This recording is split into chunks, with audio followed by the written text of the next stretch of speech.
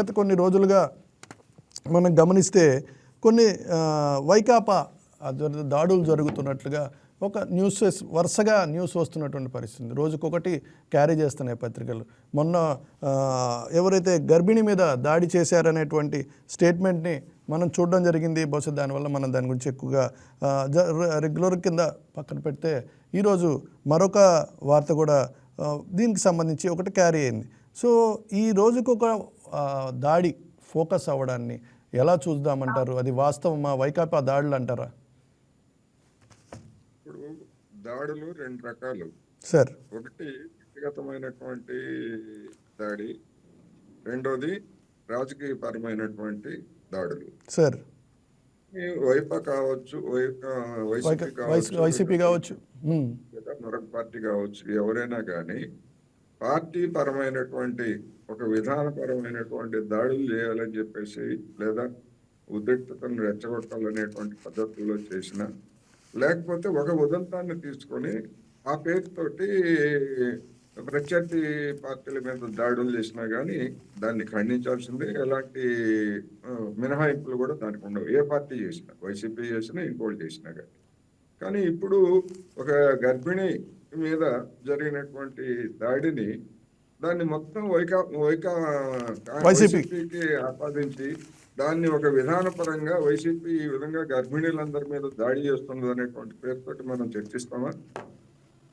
చేశారు, తప్పు చేశారు. అందులో ఒక అమానుషమైనటువంటి ఒక గర్భిణి, ఇప్పుడు మనం ఆవులు గేదెలే అవి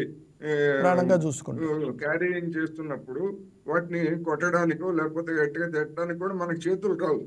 అటువంటిది ఒక మహిళ, ఒక యువతి గర్భిణిగా ఉన్నప్పుడు మరి వాడు మానవ రూపంలో ఉన్నటువంటి మృగం తప్ప అటువంటి వాడు లేదా వాడిని ప్రోత్సహించినటువంటి వాళ్ళు, ఇది అమానుషమైనటువంటిది. దీనికి రాజకీయాలకి సంబంధం ఉంది. యాక్సిడెంటల్ గా ఆమె తెలుగుదేశం పార్టీకి చెందినవా కావచ్చు, అవునో కాదో నాకైతే తెలియదు.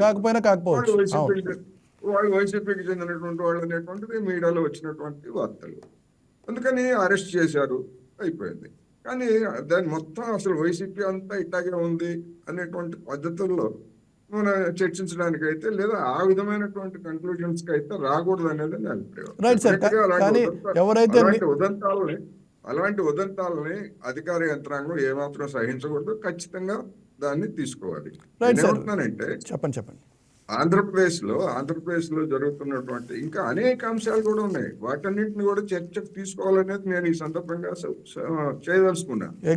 ఏమిటి అంటే, ఏలూరు జిల్లా బుట్టాయిగూడెంలో ఒక గిరిజన గ్రామంలో ప్రభుత్వ భూమిని సాగు చేసుకుంటున్నటువంటి గిరిజనుల మీద పోలీసులు లేదా ఇతర యంత్రాంగం వెళ్ళి దాడి చేసింది. మరి దాన్ని మనం ఎందుకని ఫోకస్ చేయట్లేదు? అదేవిధంగా రాష్ట్రానికి సంబంధించినటువంటి అనేక సమస్యలు ఉన్నాయి. ఇప్పుడు జిఎస్టీ తగ్గింపు గురించి చంద్రబాబు నాయుడు గారితో సహా నరేంద్ర మోడీ గారు పెద్ద ఎత్తున టీవీలో అడ్వర్టైజ్మెంట్ ఇచ్చి ప్రచారం చేశారు. ఇప్పుడు ఆ జిఎస్టీలో మార్పు చేసిన తర్వాత ఆంధ్రప్రదేశ్ కి ఎంత నష్టం వస్తుందో లెక్కలు చెబుతున్నారు. ఇప్పుడు అంటే రాష్ట్రానికి సంబంధించినటువంటి అనేక అంశాలు, ఇటువంటి వాటిని కూడా మనం పరిగణలోకి తీసుకోవాలి. తప్పకుండా సార్. యాక్చువల్ గా ఒక రాజ్యం, ఒక పోలీసు వ్యవస్థ, ఇప్పుడు గిరిజనులు వాళ్ళు మొక్కజొన్న పంట వేసుకున్నారు. అదేమి వేరే వాళ్ళ భూములను ఆక్రమించుకుని చేసింది కాదు. దాన్ని మరి అక్కడ ఉన్నటువంటి పోలీస్ యంత్రాంగం దాని మీద చేయడం అంటే ఏమిటి? మరి రాష్ట్రంలో ఉన్నటువంటి ప్రభుత్వం అటువంటి వాళ్ళందరికీ ఆ విధమైనటువంటి ఆదేశాలు ఇచ్చిందా అని అనుకోవాలా? కానీ పోలీస్ యంత్రాంగం చేసింది కనుక బాధ్యత ఎవరిది? ఖచ్చితంగా ప్రభుత్వాన్ని అవుతుంది. వైసీపీ కార్యకర్త చేశాడు కనుక మనం ఇవాళ వైసీపీని నాయకత్వాన్ని తప్పుపడుతున్నాం. ఇట్లాంటి వాళ్ళని మీరు ఏ విధంగా సమర్థిస్తున్నారని. అందుకని ప్రజా సమస్యలు లేదా పోలీస్ యంత్రాంగం ఒకటి, వ్యక్తిగతమైనటువంటి నేరపూరితం, అందులోనూ అమానుషమైనటువంటి ఉదంతాలు, వాటిని ఖచ్చితంగా ఖండించాల్సిందే, ఖచ్చితంగా చర్య తీసుకోవాల్సిందే. ప్రభుత్వం ఇప్పుడు సరైన విధంగానే స్పందించింది, అరెస్ట్ కూడా చేసిందని చెప్పేసి వార్తలు వస్తున్నాయి అని, అది మంచిదే అనేది నేను ఈ సందర్భంగా చెప్తాను. Right sir. ఇదే విషయానికి సంబంధించి మనతో కొద్దిసేపు చర్చించడానికి అజయ్ వెక్కంటే వచ్చున్నారు, రాష్ట్ర తెలుగు యువత అధికార ప్రతినిధి. సార్, అజయ్ గారు, చెప్పండి, ఇక్కడ మనకి గర్భిణీ మీద జరిగినటువంటి దాడి తర్వాత రోజు అంటే నిన్న బహుశా తెనాలి ఒక మున్సిపల్ అధికారి మీద దాడి జరిగినట్టుగా ఈనాడు ఫోకస్ చేయడం జరిగింది. సో ఈ వరుస దాడుల్ని ఎలా చూస్తారు? సార్ చెప్పినట్లుగా ఇది పార్టీకి ఆపాదించాల్సిన అవసరం లేదు, అది ఏ చర్య అది పార్టీల మధ్య ఉన్నటువంటి రచ్చ కాదు కాబట్టి మీడియాలో అంత ఫోకస్ చేయాల్సిన అవసరం లేదని చెప్తున్నారు. కృష్ణ గారు గుడ్ మార్నింగ్ అండి. గుడ్ మార్నింగ్, చెప్పండి. మీకు వైకేటీవీ ప్రేక్షకులకి కోటేశ్వరరావు గారికి గుడ్ మార్నింగ్ అండి. మన కోటేశ్వరరావు గారు కూడా ఉన్నారు. మీరు మాట్లాడుతూ ఇది పెద్ద డిబేటబుల్ అంశం కాదని మాట్లాడుతున్నారు. అది కరెక్ట్ కాదని కళ్యాణ్ కృష్ణ, ఇది చాలా పెద్ద డిబేటబుల్ అంశమే. ఎందుకంటే ఈ రాష్ట్రంలో ఉన్న వైసీపీ నాకు ప్రతిపక్ష హోదా కావాలని ప్రతినిత్యం గోడు పెడుతూ బాధ్యతాయుతమైన ప్రతిపక్షంగా వ్యవహరించకుండా ఈ రాష్ట్రంలో ఉన్న ప్రజల్ని, అదే విధంగా రాష్ట్రానికి వస్తున్న సంస్థల్ని భయభ్రాంతులు గురి చేసే విధంగా వీళ్ళ ప్రవర్తనని ఖచ్చితంగా డిబేటబుల్ అంశంగానే తీసుకోవాలి కళ్యాణ్ కృష్ణ గారు. ఎందుకంటే మీరు నిన్న ఒక చోట ఒక మహిళని, గర్భిణీ మహిళని ఒక కార్యకర్త, వైకాపా కార్యకర్త తనటం అనేది అది దుర్మార్గమైన చర్య, రాష్ట్ర ప్రజలందరూ ఖండిస్తూనే. అది ఒక్కటే కాదు కళ్యాణ్ కృష్ణ గారు, జరిగింది జగన్మోహన్ రెడ్డి బర్త్డే సందర్భంగా రాష్ట్రంలో అనేక రకాల విధ్వంసక చర్యలు జరిగినాయి. మీరు గమనిస్తే జంతు బలి, వాటిని నరికి ఆ రక్తాన్ని జగన్మోహన్ రెడ్డి ఫ్లెక్సుల మీద జల్లటం, ఇంకో నియోజకవర్గంలో ఫ్లెక్స్ వేసి 2029 సార్వత్రిక ఎన్నికల్లో 88 మ్యాజిక్ ఫిగర్ దాటగానే గంగమ్మ జాతరలో తలలు నరికినట్టు తెలుగుదేశం పార్టీ కార్యకర్తల తలలు నరుకుతామని ఫ్లెక్స్ వేశారంటే అది ఉన్మాద చర్య అవునా కాదా కళ్యాణ్ కృష్ణ గారు? ఓకే, ఈరోజు జగన్మోహన్ రెడ్డి ఆ దిశగా తెలుగుదేశం పార్టీని ఈ విధంగా భయభ్రాంతులు గురి చేసేదనుకో, ప్రభుత్వాన్ని సమర్థిస్తున్న వాళ్ళని భయభ్రాంతులకు గురి చేసేదానికో తన కార్యకర్తలను ఉన్మాదులుగా తయారు చేసి ఈ విధంగా సమాజం మీద వదిలి ఏమి మెసేజ్ ఇవ్వదలుచుకున్నాడు ఈ జగన్మోహన్ రెడ్డి అనేది స్టూడియోకి అడుగుతా ఉన్నా. వైఎస్ఆర్సీపీ పార్టీ పుట్టుక నుండి కూడా ఆ రోజు 2014 నుండి 19 వరకు బాధ్యతాయుతమైన ప్రతిపక్షంగా వ్యవహరించకపోగా ఆ రోజు అనేక రకాల అబద్ధ ప్రచారాలతో అధికారంలోకి వచ్చిన తర్వాత కూడా బాధ్యతాయుతమైన అధికార పక్షంగా ప్రవర్తించకపోగా ఈరోజు ప్రజలు చీకొట్టి కనీస ప్రతిపక్ష హోదా ఇవ్వకపోయినా ఈ రోజు కూడా వాళ్ళ ఆలోచనలు కానీ వాళ్ళ చేష్టలు కానీ ఎంత దుర్మార్గంగా ఉన్నాయి అనేది రాష్ట్ర ప్రజలు గమనిస్తున్నారు కళ్యాణ్ కృష్ణ గారు. ఎందుకంటే ఒక ప్రతిపక్ష పార్టీ విమర్శ చేస్తే సద్విమర్శ అయి ఉండాలి, సహేతుకంగా ఉండాలి. కానీ ఈ వైసీపీ పార్టీ నోరు తెరిస్తే బూతులు, లేకపోతే కత్తులు తీసుకొని డ్యాన్సులు. మీరు ఆ వీడియో గమనించే ఉంటారు. ఆ వీడియో ఇప్పుడు నేను మీకు పంపించినా మీరు ప్లే చేసే పరిస్థితి లేదు. ఒక జంతువుని నరికి ఆ రక్తాన్ని జగన్మోహన్ రెడ్డి ఫ్లెక్స్ మీద చుమ్ముతా ఉన్నారు, కత్తులు తిప్పుతా ఉన్నారు ఆ వీడియోలో వైసీపీ నాయకులు. అంటే ఏమి మెసేజ్ ఇస్తా ఉన్నారు సమాజానికి? ఈ రాష్ట్రంలో ఉన్న ప్రజలు ఈ విధంగా దుర్మార్గంగా ఉన్నారు, ఈ రాష్ట్రానికి పెట్టుబడులు పెట్టడానికి వెళ్తే మనం రేపొద్దున ఇబ్బందులు పడాల్సి వస్తుందని చెప్పి పారిశ్రామికవేత్తలు భయపడే విధంగా ఈ వైఎస్ఆర్సీపీ పార్టీ కార్యకర్తల ప్రవర్తన ఉంది కళ్యాణ్ కృష్ణ గారు. అది రాష్ట్రానికి, రాష్ట్ర ప్రజలకు చాలా నష్టం చేస్తా ఉంది. వీళ్ళు చేస్తున్న ప్రచారాలు ఫేక్ ప్రచారాలు. జగన్మోహన్ రెడ్డి ఏమో ఇండస్ట్రియలిస్టులను జైల్లో వేస్తానంటాడు, పీపీపీ విధానంలో మెడికల్ కాలేజీలకు పెట్టుబడి పెట్టే వాళ్ళని జైల్లో వేస్తానంటాడు. లేకపోతే తానే ప్రెస్ మీట్ పెట్టి ఏముందండి ఆ డైలాగు రప్ప రప్ప అనేది ఒక సినిమా డైలాగు, మా కార్యకర్తలు ఉత్సాహంగా దాన్ని ప్రదర్శించారని చెప్పి ఇతనే ఎంకరేజ్ చేస్తాడు. అంటే ఈ విధంగా ఒక అధినాయకుడు కార్యకర్తలు తప్పు చేస్తే తప్పు అని చెప్పాల్సింది పోయి వాళ్ళని సమర్థిస్తే ఈ రోజు ఆ కార్యకర్తలు ఎంత దూరం వెళ్తున్నారనేది మీరు గమనించాలి, రాష్ట్ర ప్రజలు కూడా గమనిస్తూనే ఉన్నారు. రైట్. అజయ్ గారు ఒక మాట, మన కోటేశ్వర గారిని దీని గురించి అడిగే ముందర కోటేశ్వర గారు ఒక క్వశ్చన్ రైజ్ చేశారు. బొట్టాయిగూడెంలో గిరిజనుల మీద దాడి జరిగినప్పుడు ఎందుకు మీడియా ఫోకస్ చేయలేదు, అదేవిధంగా టీడీపీ నాయకులు ఎందుకు వెనకేసుకొచ్చారు అనుకోవాలి దాన్ని? కళ్యాణ్ కృష్ణ గారు, కోటేశ్వరరావు గారు చెబుతా ఉన్నారు పుట్టాయగూడెంలో ఎక్కడో దాడి జరిగిందని. దాన్ని నేను ఫాలో అవ్వలేదు.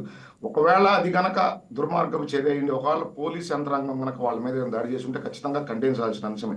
కానీ అక్కడ నిజంగా అలా జరిగి ఉంటే ప్రభుత్వం చూస్తూ ఊరుకుంటుంది. నారా చంద్రబాబు నాయుడు గారు దాన్ని సమర్థిస్తారు, నారా లోకేష్ గారు కానీ పవన్ కళ్యాణ్ గారు కానీ ఆ అధికారులని వాళ్ళని వెనకేసుకొస్తారని అయితే నేను ఖచ్చితంగా అనుకోవట్లేదు కళ్యాణ్ కృష్ణ గారు. ఎక్కడ ఏ అధికారి తప్పు చేసినా తక్షణమే వాళ్ళ మీద చర్యలు తీసుకోవడం చాలా విషయాల్లో మీరు గమనించుంటారు. రాష్ట్ర ప్రజలు కూడా చూస్తూనే ఉన్నారు. ఏ అధికారైనా గీత దాటి ప్రవర్తించినా, అధికారులు అక్కడున్న నాయకుల మాటలకి అనుగుణంగా ఏదైనా లైను దాటి రాష్ట్ర ప్రజలను ఇబ్బందులు గురి చేసిన తక్షణమే వారిని విధుల నుండి తొలగించడం జరుగుతుంది కళ్యాణ్ కృష్ణ గారు. Right sir. కోటేశ్వరరావు సార్, దీన్ని చెప్తున్నారు పరకామణి కేసులో చూస్తే అది చాలా చిన్న దొంగతనం అన్నారు. అప్పుడు గతంలో కూడా మనం దాని మీద చర్చించడం జరిగింది. తర్వాత సేమ్ మెడికల్ కాలేజ్ ఇష్యూస్లో ఎవరైతే పెట్టుబడులు పెడతారో పెట్టుబడిదారులని అరెస్ట్ చేస్తామనేటువంటి డైరెక్ట్ స్టేట్మెంట్ జగన్ ఇవ్వడం జరిగింది. సో ఈ నేపథ్యంలో యథా రాజా తథా ప్రజ అన్నట్టుగా ఉంది పరిస్థితి అనేది ప్రస్తుతం అజయ్ చెప్తున్నటువంటి పరిస్థితి. సో ఆయన ఎలా ఇస్తున్నారో స్టేట్మెంట్లు దానికి తగ్గట్టుగానే కార్యకర్తలు ప్రవర్తిస్తున్నారు. ఈ మానసిక వేరియేషన్ అంటే ఈ ఇంపాక్ట్ ఎలాగ ఉండబోతుంది, దాని ముందు ఎలాంటి ఇంకా ఏమన్నా తీవ్రమైనటువంటి పరిస్థితులు ఎదుర్కోవాల్సినటువంటి ఇష్యూ కనపడుతుందా మనకేమన్నా? ఇప్పుడు బుట్టాయిగూడెంలో సంఘటన జరిగింది. బహుశా తెలుగుదేశం మిత్రుడికి చెప్పారు ఆయన యాక్సెప్ట్ చేశారు. నేను ఫాలో అవ్వలేదండి, కనుక్కుంటాను. తెలియకపోవచ్చు కానీ నేను ఖచ్చితంగా చెప్తున్నా, అటువంటి పోలీసుల మీద ఆ దాడికి పాల్పడినటువంటి వాళ్ళ మీద ఈ ప్రభుత్వం ఏ విధమైనటువంటి చర్య తీసుకోదు అని చెప్తున్నాను. ఎందుకంటే అధికార పార్టీకి అక్కడ ఉన్నటువంటి అధికార పార్టీ వాళ్ళకి లేకపోతే స్థానిక ఉన్నతాధికారులకి తెలియకుండా జరిగినటువంటి ఉదంతం అయితే అది కాదు. సరే, ఆయన చర్య తీసుకుంటారు అని చెప్తున్నారు కనుక చూద్దాం, అది కూడా చూద్దాం. మనం దాన్నేమి తప్పుపట్టక్కర్లా. రెండోది, పరకామణి చిన్న ఉదంతం అని చెప్పేసి జగన్మోహన్ రెడ్డి గారు చెప్పడం అత్యంత బాధ్యతారహితమైనటువంటి వ్యాఖ్య, అందులో ఎలాంటి సందేహం లేదు. కానీ ఆ పరకామణి ఉదంతంలో లోక్ అదాలత్లో దాన్ని రాజీ చేసుకున్నటువంటి దాన్ని నూతన పాలక వర్గం కానీ లేదా ప్రభుత్వం కానీ దాన్ని రివైవ్ చేయడానికి చేసినటువంటి కృషి ఏమిటి?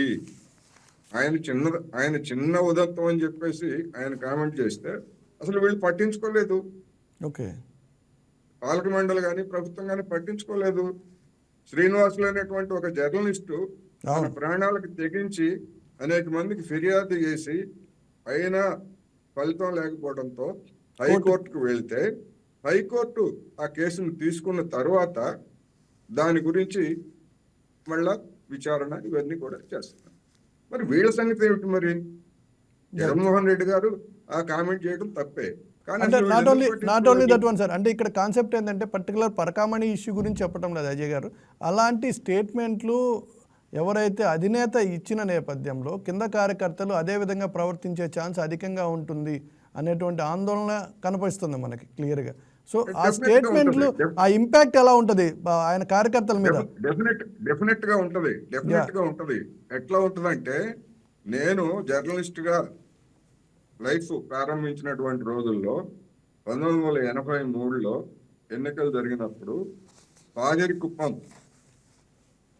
దానిలో తెలుగుదేశం పార్టీకి ఓటు వేయలేదని చెప్పేసి ఒక వికలాంగుడైనటువంటి ఒక దళితుల్ని ఆ రోజు తెలుగుదేశం పార్టీకి చెందినటువంటి వాళ్ళు సజీవ దహనం చేశారు.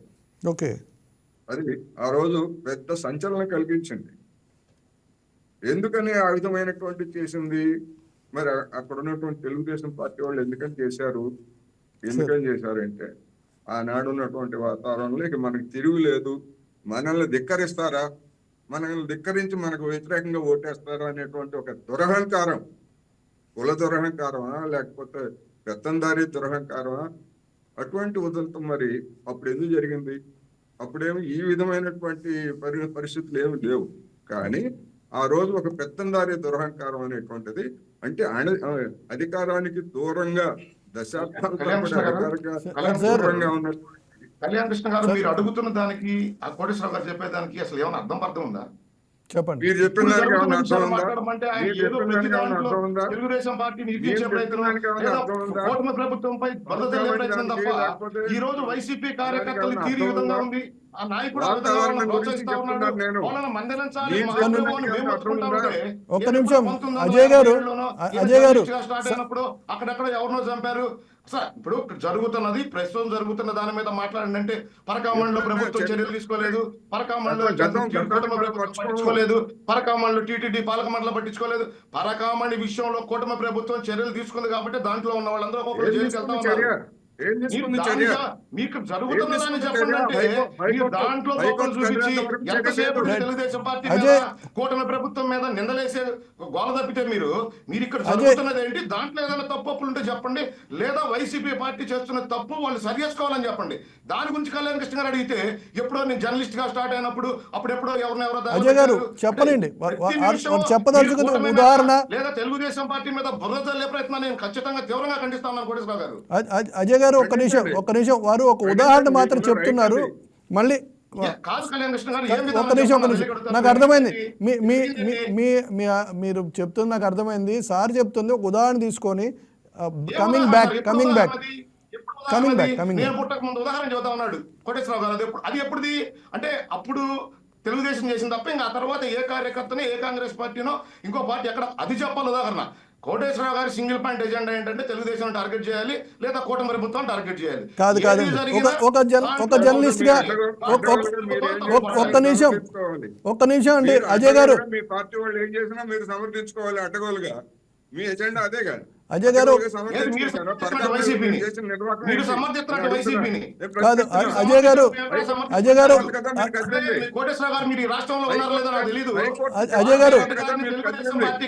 కాదు ఒక్క నిమిషం ఒక విషయం గుర్తుపెట్టుకోండి అజయ్ గారు.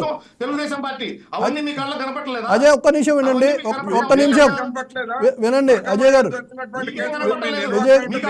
అజయ్ గారు ఇక్కడ జర్నలిస్ట్ యొక్క వినండి అజయ్ వినండి. జర్నలిస్ట్ యొక్క ముఖ్యమైన పాత్ర ప్రతిపక్ష పాత్ర అండి. ఓకే, ప్రతిపక్షం చేయలేనటువంటి పనిని ఏలెత్తి చూపించేటువంటి అవకాశం జర్నలిస్ట్గా ఉంటుంది. కాబట్టి you have to accept it.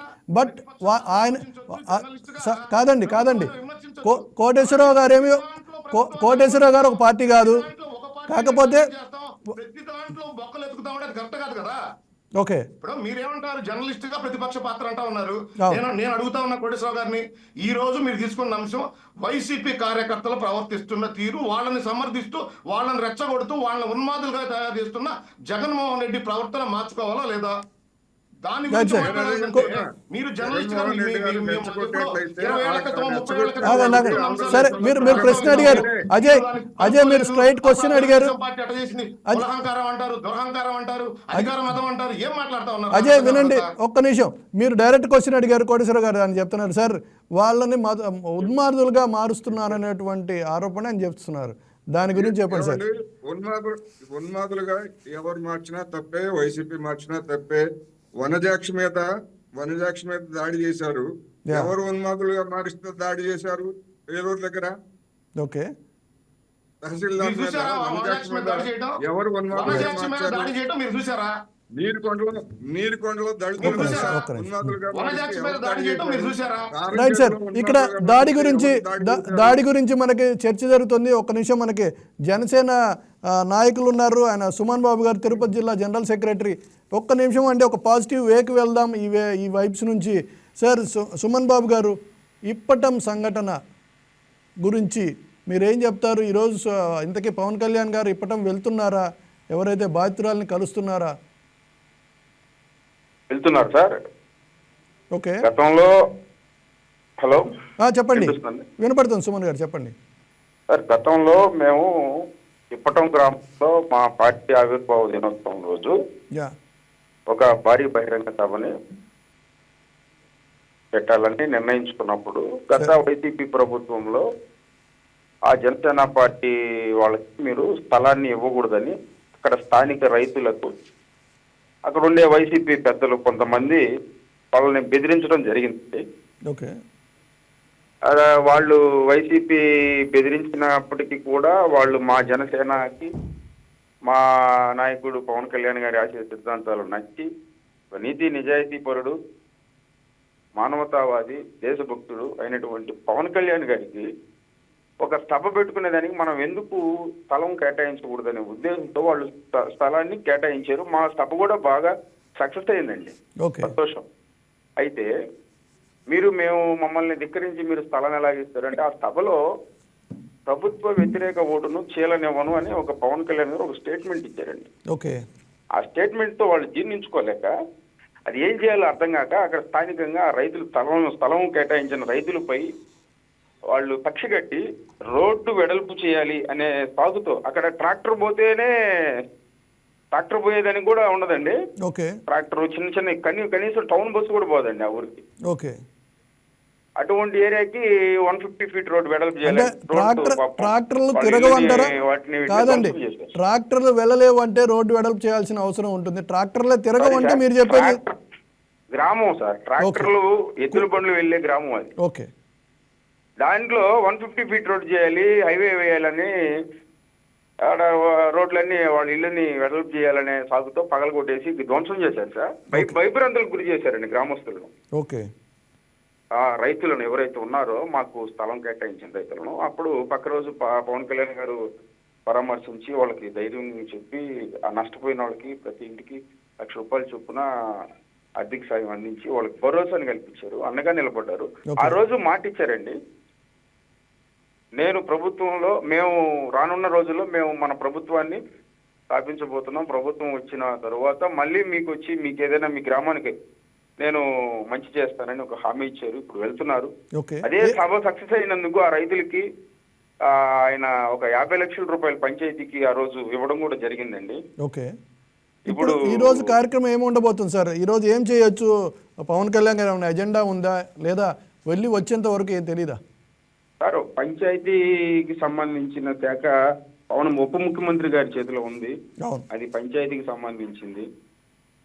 ఆ గ్రామంలో అభివృద్ధి ఎలా ఉంది, ఆ గ్రామానికి ఏమైనా అవసరం ఉందా, అధికారం లేనప్పుడే ఆ గ్రామానికి ఒక 50 లక్షలు ఇచ్చి గ్రామ అభివృద్ధికి తోడ్పడినటువంటి ఉప ముఖ్యమంత్రి పవన్ కళ్యాణ్ గారు ఈ రోజు ఆమెకి ఆ గ్రామానికి ఏమైనా అవసరాలు ఉన్నాయా, ఇచ్చిన మాట ప్రకారం గ్రామానికి వెళ్ళి ఆమెని పరామర్శించడం, ఎవరైతే ఇండ్ల ఈశ్వరమ్మ ఏదో పేరుంది, ఆమెని పరామర్శించి వాళ్ళకి ఏమైనా కష్ట సుఖాలు ఎన్ని తీసుకొని ఏదైనా కావాలంటే ఏర్పాట్లు చేసి అవును వస్తారండి. ఇది మాకైతే ఉన్న information sir. Right. Thank you Suman Babu garu, thanks for joining us. Okay sir, ఇది పరిస్థితి. ఇప్పటం గ్రామానికి వెళ్తున్నారు అంటే ఒకసారి మళ్ళీ తిరిగి వస్తానటువంటి ఒక వరమో లేదా వాగ్దానమో చేసి మళ్ళీ అప్పుడు సాధారణ నాయకుడిగా, ఒక పార్టీ నాయకుడిగా వెళ్ళినటువంటి పవన్ కళ్యాణ్ ఇప్పుడు మరోసారి ఒక డిప్యూటీ సీఎం హోదాలో అక్కడికి వెళ్తున్నారు. సో ఆ గ్రామస్తులకి ఏదైనా మేలు జరిగేటువంటి అవకాశాన్ని మనం ఎక్స్పెక్ట్ చేయొచ్చా కోటేశ్వరరావు సార్? మంచిదే, పవన్ కళ్యాణ్ గారు ఆ విధంగా వెళ్ళటం మంచిదే. ఆయన అధికారానికి వచ్చి 1.5 ఏళ్ళు అయింది. మరి 1.5 ఏళ్ళు ఆయన ఉండేది మంగళగిరిలోనే. ఇప్పటం గ్రామం కూడా మంగళగిరికి కొత్తపేట దూరంలోనే ఉంటుంది. ఇంతకాలం ఎందుకు వెళ్ళలేదు అనేటువంటి ప్రశ్న ఎవరైనా అడిగితే మరి పవన్ కళ్యాణ్ గారు కానీ లేకపోతే సుమన్ బాబు మాట్లాడినటువంటి మిత్రుడు కానీ ఏ సమాధానం చెప్తారనేటువంటి ప్రశ్న. రెండోది, ఏమి చేస్తారు, ఒక నిర్దిష్టమైనటువంటి ఏం చేస్తారు అనేటువంటిది కూడా మనం చూడాలి. చూసిన తర్వాత దాని గురించి మాట్లాడాలి. ఒకటైతే మాత్రం 1.5 ఏళ్ల పాటు ఎందుకు వెళ్ళలేదు అనేటువంటిది నా ప్రశ్న. Okay, right sir. సార్ దీని మీద మీరు ఏమైనా స్పందిస్తారా అజయ్ గారు? కళ్యాణ్ కృష్ణ గారు, ఇప్పుడు మీరు మాట్లాడిన అంశం విప్పటం, విధ్వంసం. నేను ఇందాక మీకు చెప్పింది కూడా అదే. వైసీపీ పార్టీ ప్రతిపక్షంలో ఉన్న బాధ్యతారకంగా వ్యవహరించలేదు, అధికార పక్షంలో ఉన్న బాధ్యతారకంగా వ్యవహరించలేదు. ఈ రోజు జగన్మోహన్ రెడ్డి ఎక్కడైనా మీటింగులు పెట్టుకున్నా, ఎవరైనా స్థలం కేటాయించినా, ఎవరైనా స్థలం ఇచ్చినా కూటమి ప్రభుత్వం ఆ విధంగా చేస్తా ఉందా? చేయటం లేదు. గతంలో ఎక్కడైనా గొంతు విప్పి అతన్ని ప్రశ్నిస్తారనే భయంతో అతను చేసిన దుర్మార్గాలకి అనేకం ఉన్నాయి ఈ రాష్ట్రంలో. ఈ రోజు కూడా ఏదైతే సోషల్ మీడియా వేదికగా కావచ్చు, ఈ రకంగా ఫ్లెక్సులు వేదికగా కావచ్చు, ఆంధ్రప్రదేశ్ రాష్ట్ర ప్రజల్ని భయభ్రాంతులకు గురి చేసే ప్రయత్నం ఏదైతే వైసీపీ కార్యకర్తలు చేస్తా ఉన్నారో, వాళ్ళని జగన్మోహన్ రెడ్డి ప్రోత్సహిస్తా ఉన్నాడో, వాటన్నిటినీ ఉక్కుపాదంతో వాటిపై ఉక్కుపాదం మోపేదానికి ప్రభుత్వం ఖచ్చితంగా చర్యలు తీసుకుంటా ఉంది. రెండోది, వాళ్ళు మీరు పవన్ కళ్యాణ్ గారి మాట చెప్తా ఉన్నారు, ఒక పార్టీ అధికారంలోకి వచ్చిన తర్వాత అనేక ఒడిదొడుకులు ఉంటాయి. ఈరోజు ఈ రాష్ట్రం ఏ పరిస్థితిలో ఉంది, ఏ పరిస్థితుల్లో కూటమి ప్రభుత్వం అధికారంలోకి వచ్చింది అనేది రాష్ట్ర ప్రజలందరికీ తెలుసు. కళ్యాణ్ కృష్ణ గారు, జగన్మోహన్ రెడ్డి విధ్వంసక పరిపాలన, అప్పుల ఆంధ్రప్రదేశ్గా ఈ రాష్ట్రం తయారు చేసిన విధానం, వీటన్నిటి నుండి రాష్ట్ర ప్రజలకు ఇచ్చిన మాటలు, సంక్షేమ కార్యక్రమాలు అయితే కావచ్చు, అభివృద్ధి కార్యక్రమాలు అయితే కావచ్చు, వీటన్నిటిని చేస్తూ ఆ రోజు ప్రతిపక్షంలో ఉన్నప్పుడు ఈ రాష్ట్ర ప్రజలకి ఏదైతే అండగా నిలబడతామని చెప్పి కూటమి ప్రభుత్వం నారా చంద్రబాబు నాయుడు గారు, నారా లోకేష్ గారు, పవన్ కళ్యాణ్ గారు మాటిచ్చారు, వాటన్నిటిని ఒక్కొక్కటిగా నెరవేర్చే ప్రయత్నం చేస్తూ ఉన్నారు. వాటిని అప్రిషియేట్ చేయండి. అన్ని రోజులకి ఎందుకు రాలేదు, ఇన్ని రోజులకి ఎందుకు రాలేదంటే కూటమి ప్రభుత్వం అధికారంలోకి వచ్చిన తర్వాత ఈ రాష్ట్రాన్ని గాడిలో పెట్టేదానికి, ఈ రాష్ట్రంలో సంక్షేమ కార్యక్రమాలు అమలు చేసేదానికి, అభివృద్ధి పరుగులు పెట్టించేదానికి, పారిశ్రామికవేత్తలను ఈ రాష్ట్రం వైపు చూసే విధంగా పనిచేసేదానికి కూటమిలో నాయకులు పనిచేస్తూ ఉన్నారు. ఆ పనిచేస్తున్న క్రమంలో కొంచెం లేట్ అయితే అవ్వచ్చు, కానీ ఈ రోజు ఆయన వెళ్తా ఉన్నారు. ఆ రోజే ఆయన ప్రతిపక్ష నేతగా సాయం చేయడం జరిగింది. ఈ రోజు ఒక డిప్యూటీ సీఎం హోదాలో వెళ్తా ఉన్నారు. ఆ గ్రామానికి మంచి జరగబోతా ఉంది, దాన్ని ప్రశంసించండి. కూటమి ఏదైతే రాష్ట్ర ప్రజలకు ఇచ్చిన మాటతో పాటు అధికంగా ఈ రాష్ట్రాన్ని అభివృద్ధిలో పరుగు పెట్టిస్తూ, వృద్ధి రేటు పెంచుతూ, ఈ రాష్ట్ర ప్రజల భవిష్యత్తు వెలుగు పొందే విధంగా తీర్చిదిద్దేదానికి ఈ రోజు కూటమి ప్రభుత్వం పనిచేస్తా ఉంది. వైఎస్ఆర్సీపీ నీలిమోక సైకోలు ఏదైతే లా అండ్ ఆర్డర్ మీరి పనిచేస్తా ఉన్నారో వాళ్ళని ఖచ్చితంగా వాళ్ళకి బుద్ధి చెప్పి ఈ రాష్ట్రాన్ని అభివృద్ధి వైపు, సంక్షేమం వైపు పరుగులు పెట్టించేదానికి కూటమి ప్రభుత్వం పనిచేస్తుంది. Right, thank you. కంక్లూడ్ చేసే ముందర కోటేశ్వర గారు సార్ ఒక్క మాట చెప్పండి. ఏదైతే దాడుల గురించే మనం ఈరోజు చర్చ జరిగింది, ఏదర్ యూజ్ ఆర్ అన్యూజ్ అనేది పక్కన పెడితే, పోలీసులు నిన్న ఎవరైతే నిందితులు ఉన్నారో నిందితుడిని విధుల్లో తీసుకువెళ్ళడం జరిగింది. ఒక రకంగా చెప్పండి, మన భాషలో, మన పరిభాషలో చెప్పండి, ఊరేగింపు అనొచ్చు.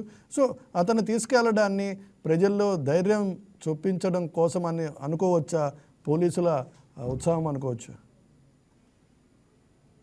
గతంలో కూడా అలాంటి అనేక ఉదంతాలు జరిగాయి. నేరం చేసినటువంటి వాళ్ళని బహిరంగ తీసుకెళ్ళటం లేదా బేడీలు వేయటం, ఇటువంటివన్నీ కూడా జరిగాయి. కానీ ఎక్కడ నేరాలు ఆగలేదు, లేకపోతే అలాంటి దురంతాలు ఆగలేదు. అందుకని దాని ఎఫెక్ట్, దాని గురించి నేను చెప్పాల్సింది ఏం లేదు. అటువంటి వాటి వల్ల ఏమి నేరస్తులు ఇటువంటి భయం వస్తుందని నేనైతే అనుకోవట్లేదు. ఇక్కడ నేను చెప్పదలుచుకున్న ఏంటంటే, ఇప్పుడు జగన్మోహన్ రెడ్డి గారు అలాంటి వాళ్ళనే ప్రోత్సహిస్తున్నారు, రెచ్చగొట్టుకున్నారు అని చెప్తున్నారు. అందులో వాస్తవం ఉంది, దాన్ని ఏం కాదంటలేదు నేను. ఆ జగన్మోహన్ రెడ్డి గారు పర్యటనలకు వెళ్ళేటువంటి సందర్భంలో నిబంధనలు ఉల్లంఘించి చేస్తా ఉంటే జగన్మోహన్ రెడ్డి గారి మీద ఇప్పుడు పెట్టినటువంటి కేసులేని నిబంధనలను ఉల్లంఘించి లేదా అనవసరమైనటువంటి సంఘటనలకు దారితీసినటువంటి వాటి మీద రాష్ట్ర ప్రభుత్వం పెట్టినటువంటి కేసులు ఏమిటి, తీసుకున్నటువంటి చర్యలు ఏమిటి? అటువంటి చర్యలు ఏమి లేనప్పుడు ఆ పార్టీలో ఉన్నటువంటి వాళ్ళు మరి రెచ్చిపోవడానికి ఒక్క నిమిషం చెప్పనండి అజయ్ గారు, మీ దగ్గరికి వస్తున్నా. చెప్పండి సార్ ప్లీజ్. అది అప్పుడు ఆ విధమైనటువంటి నిబంధనలకు విరుద్ధనే ఇప్పుడే కాదు, గతంలో కూడా జరిగినటువంటి ఉదంతాల సందర్భంగా నేను అధికార పార్టీకి చెందినటువంటి వాళ్ళకి వేసినటువంటి ప్రశ్నే, మీరు జగన్మోహన్ రెడ్డి ఆ విధమైనటువంటి ఉల్లంఘనలకు పాల్పడితే మీరు తీసుకున్నటువంటి కఠినమైనటువంటి చర్యలు ఏమిటి, చట్టపరమైనటువంటి చర్యలు ఏమిటి? ఇప్పుడు కూడా అదే అడుగుతున్నా, చేయాలా లేదా? Right sir. అజయ్ గారు ఏంది మీరు క్షమిస్తూ వెళ్ళిపోవడానికి జగన్మోహన్ రెడ్డి చేస్తున్న వికృత ర్యాలీలన్నింటినీ మేము సమర్థవంతంగా అడ్డుకుంటుంటే పోలీస్ యంత్రాంగం ఆ విధమైన చర్యలు తీసుకుంటున్నప్పుడు ఇట్లాగే చాలా మంది జర్నలిస్టులు అయితే కావచ్చు, మేధావులు అయితే కావచ్చు, ఒక ప్రతిపక్షం గొంతు నొక్కుతారా? ఒక ప్రతిపక్ష నాయకుడు జనాల్లోకి వస్తుంటే మీరు భయపడుతున్నారు, జగన్మోహన్ రెడ్డిని చూసి భయపడుతున్నారు, ఆయన మీద అక్రమంగా కేసులు పెడుతున్నారు, ఆయన నిలువరించే ప్రయత్నం చేస్తున్నారని మళ్ళీ వీళ్ళే మాట్లాడతారు. అలాంటి టాపిక్ మనకి ఎక్కడ కనిపించదు సార్. కార్యకర్తలు ఏ విధంగా రెచ్చగొడతా ఉన్నాడు,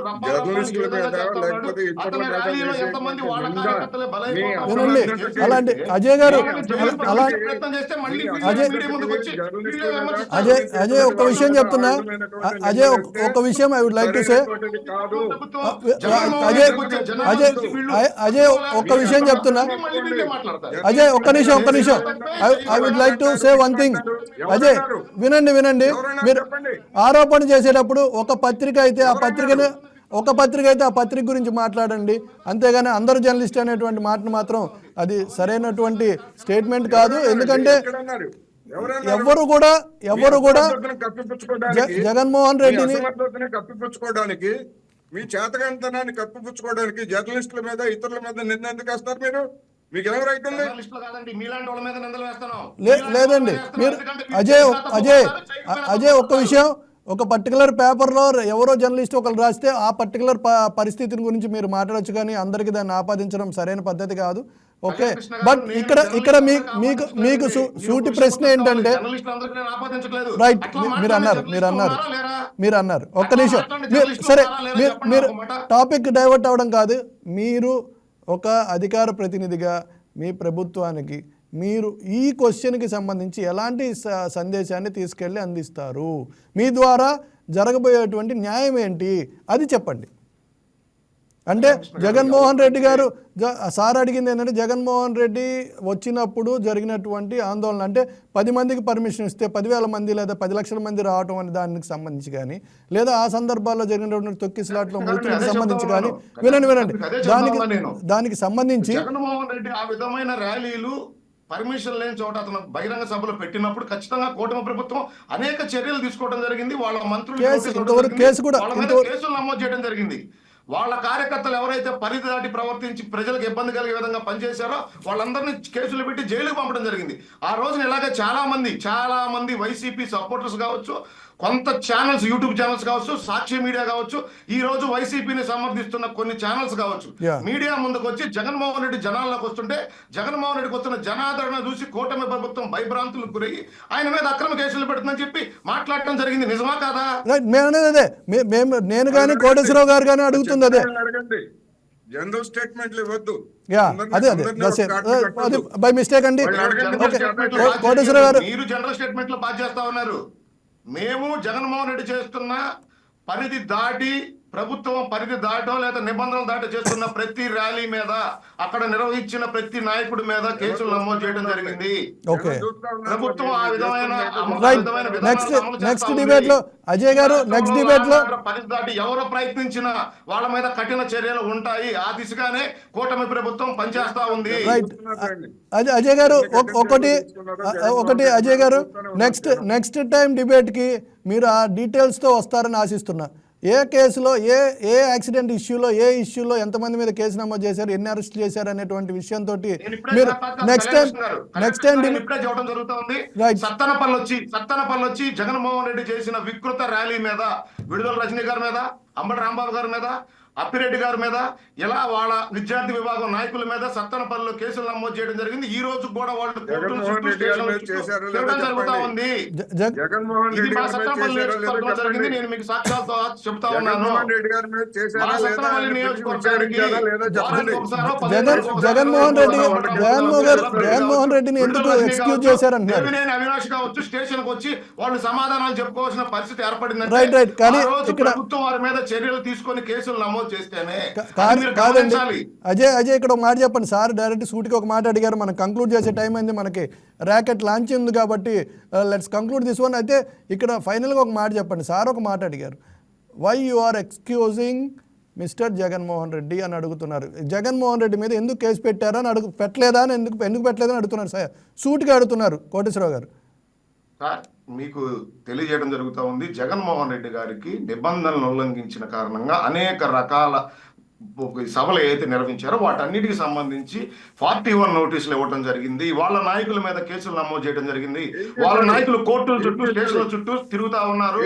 అది మా సత్తనపల్లి ఒక ఉదాహరణ. విడుదల రజనీ, దేవినేని అవినాష్, అంబటి రాంబాబు, వీళ్ళందరూ సత్తనపల్లి కోర్టుకు హాజరవుతా ఉన్నారు. ఈ రోజు కళ్యాణ్ కృష్ణ గారు నెలకు ఒకసారి 2 సార్లు వాళ్ళందరి మీద కేసులు నమోదు చేస్తేనే కదా వాళ్ళు కోర్టుల చుట్టూ తిరుగుతా ఉంది. మీరు అడుగుతున్నారు జగన్మోహన్ రెడ్డి మీద ఎందుకు కేసు నమోదు, జగన్మోహన్ రెడ్డి మీద కేసులు నమోదు జరిగింది.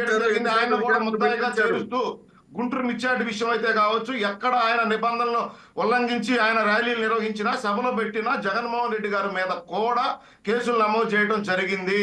ఆయన కోర్టులకు వెళ్ళి వాటి మీద స్టే తెచ్చుకుంటా ఉన్నాడు. వాళ్ళ లాయర్లు ఆ విధంగా కోటేశ్వర గారు, let's conclude. Thank you Ajay. ఒక్క నిమిషం లైన్లోనే ఉండండి. మన కోటేశ్వర గారు, let's conclude it. Jaganmohan Reddy గారి మీద ఎందుకు చెయ్యట్లేదని మీరు ఆరోపిస్తున్నారు? మీ డౌట్ ఏంటి? ఆయన 41A నోటీసులు ఇచ్చామన్నారు. కొంతమంది మీద కేసులు పెట్టా ఉంటున్నారు. జగన్మోహన్ రెడ్డి గారికి నోటీసులు ఇచ్చా ఉంటున్నారు. ఆయన ఎన్నిసార్లు విచారణకు హాజరయ్యారు, ఎన్నిసార్లు కోర్టుకు హాజరయ్యారు, ఇది నేను అడుగుతా ఉంది. Okay, right. Next time Ajay గారు దీని మీద మీరు పూర్తి స్థాయి డీటెయిల్స్ తోటి వస్తారు అని ఆశిస్తున్నాను. జగన్మోహన్ రెడ్డి గారి మీద ఆ న్యాయస్థానాలు అతను కల్పిస్తున్నారు. ఇప్పుడు అతను లాయర్ల ద్వారా కేసులో కోర్టులు వేసుకోవచ్చు.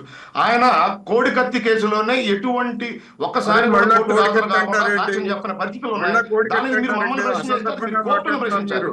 దానికి కాదండి. మేము ఏం చేస్తాం? ఆయన కోర్టుకు ఎందుకు రావట్లేదంటే దానికి మేమే ఆన్సర్ చెబుతాం. కేసులు నమోదు చెప్పాలి చేయడం, మరి మీరే. అతను లా అండ్ ఆర్డర్ ఉల్లంఘించిన, చెప్పాలి మరి? నిబంధనలు ఉల్లంఘించిన అతని మీద కేసులు ఏం నమోదు చేసి కేసులు పెట్టారు? అసలు కోర్టుల్లో కేసులే పెట్టే పెట్టామని వరకు నేను చెప్తా ప్రభుత్వం ఉంటే బాధ్యత ఉంటుంది.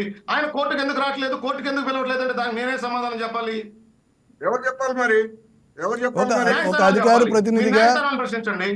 ఒక అధికార ప్రతినిధిగా మీరు అసలు కేసులే చెప్పాల్సిన పెట్టామని అవసరం నేను కూడా చెప్తా ఉంటుంది. ఉంటే ఎందుకంటే ఆయన కళ్యాణ్ కృష్ణ గారు, నేను మీకు సూటిగా చెబుతా ఉన్నాను, పదే చెబుతా ఉన్నాను. అయ్యి మీరు పెట్టిన జగన్మోహన్ రెడ్డిని కేసులు ఉద్దాయం చేస్తూ మీరు కేసులు పెట్టిన నమోదు చేయడం జరిగింది. ఆయన చెప్పండి. నోటీసులు సర్వ్ చేయడం జరిగింది. Right sir, right. నోటీసులు ఇవ్వడం జరిగింది. ఆయన కూడా ఆ ర్యాలీల్లో ముద్దాయిగా చేరుస్తూ కేసులు నమోదు చేయడం జరిగింది. ఆయన కూడా కోర్టుల చుట్టూ తిరుగుతా ఉన్నాడు అనేక కేసుల్లో. అదే విధంగా వాళ్ళ నాయకుల మీద కేసులు నమోదు చేయడం జరిగింది. వాళ్ళు కోర్టుల చుట్టూ, స్టేషన్ల చుట్టూ తిరుగుతా ఉన్నారు. నిబంధనలు ఉల్లంఘించిన వారి పైనే కేసులు నమోదు చేయడం జరుగుతుంది తప్ప ప్రతిపక్ష నాయకులు కాబట్టి ప్రతి ఒక్కళ్ళ మీద కేసులు నమోదు చేసి ప్రతి ఒక్కళ్ళని కోర్టుకు పిలవాలంటే అది ఎక్కడ సాధ్యం అవుతుంది? ఆ పని చేస్తే ఎందుకు చేశారని ప్రశ్నిస్తారు.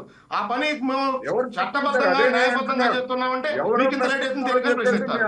అన్ని ప్రశ్నలు మీ వైపు నుంచి వస్తాయి, ఆన్సర్స్ ఎక్కడి నుంచి వస్తాయి? ఎవరో ప్రశ్నిస్తారని చెప్పేసి మీ అసమర్థతను కప్పిపుచ్చుకుంటున్నారు అంటున్నాను నేను అదే అడుగుతా ఉన్నాను. మీరు సమర్థులు ఎవరు కదా, మీరు పెట్టారు? కోర్టుకి వెళ్ళి ఎవరు మీరు అడగండి. పెట్టారు? జగన్మోహన్ రెడ్డికి ఎందుకు ఇంత టైం ఇస్తా ఉన్నారు? జగన్మోహన్ రెడ్డి ఎందుకు కోర్టుకు వెళ్ళడం మీరు అడగండి. మీరు సమర్థులు కదా, మీరు సమర్థులు కదా. ఓకే, ఊరికే మీడియాలో కూర్చొని మాట్లాడటం చాలా ఈజీ. రైట్. ఒక్క నిమిషం అజయ్, మీరు ఒక పని చేయండి. ప్రభుత్వాన్ని అసమర్థత, ప్రభుత్వంలో అసమర్థులు ఉన్నారు, ప్రభుత్వం పనిచేయట్లేదంటే ఖచ్చితంగా మీ మాటలు నేను తీవ్రంగా ఖండిస్తాను. ఎవరు అసమర్థులు? రైట్. ఇష్యూ యాక్చువల్గా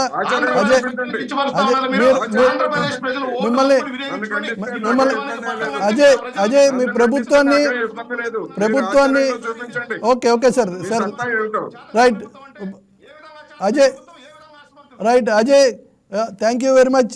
ఇది యాక్చువల్గా ఈ డిస్కషన్ ఇంకా కొనసాగాల్సిన అవసరం ఉంది, కానీ ప్రస్తుతం మన అజయ్ దీనికి సంబంధించినటువంటి డీటెయిల్స్ తోటి నెక్స్ట్ టైం వస్తారని ఆశిద్దాం. అదేవిధంగా కోటేశ్వరరావు గారు కూడా అడుగుతున్నది ఏంటంటే, మీ ప్రభుత్వం జగన్మోహన్ రెడ్డిని ఎక్స్క్యూజ్ చేస్తుంది అన్నట్లుగా కనిపిస్తుంది. సో మీరు అతని మీద కేసులు నమోదు చేయండి, అరెస్ట్ చేసి అప్పుడు మాట్లాడండి అని చెప్తున్నారు. బహుశా కోటేశ్వరరావు గారి సలహాని ప్రభుత్వం స్వీకరిస్తుందని ఆశిద్దాం. Right, let's conclude this debate. This is your Kalyan Krishna. Keep watching YK TV.